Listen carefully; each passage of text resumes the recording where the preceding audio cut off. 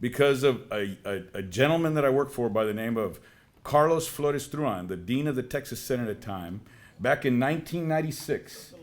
And with Frank's network, I was able to meet the great Senator Eddie Lucio, Gonzalo Barrientos, legends in the Texas Senate.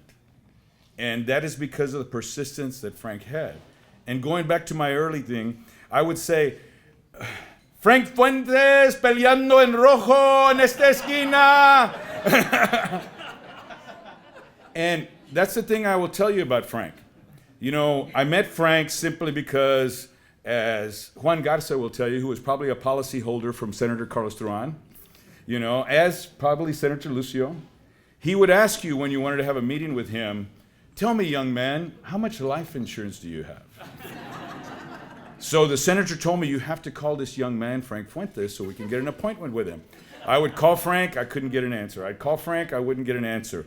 So the senator dialed up Frank's number. He was upset with me, and he said, he left a message, Francisco Fuentes, Senator Carlos Truan, Dean of the Texas Senate, would like to speak to you.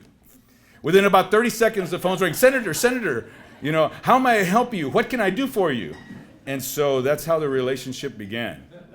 And I owe my career in politics, much of it, obviously through the legends that I spoke of, but it was Frank that taught me persistence, perseverance, tenacity, relentlessness. I could tell you, yes, true. In 2001, I ran for public office at Frank's urging, and I came in a very distant third and caused a runoff.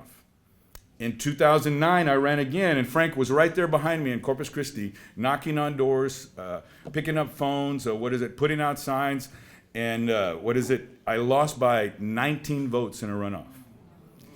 In 2011, I lost again by 92 votes in a runoff. But Frank always stood with me. He always stood with me.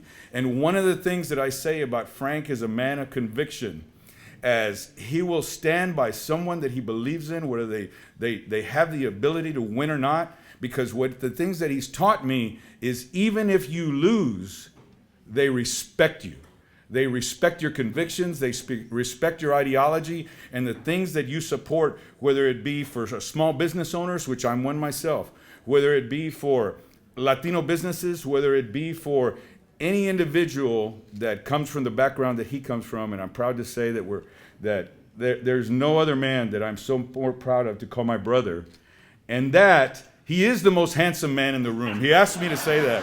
But with that, Frank, brother, I love you. Thank you so much for all you've done for me. Thank you what you've done for Latino business.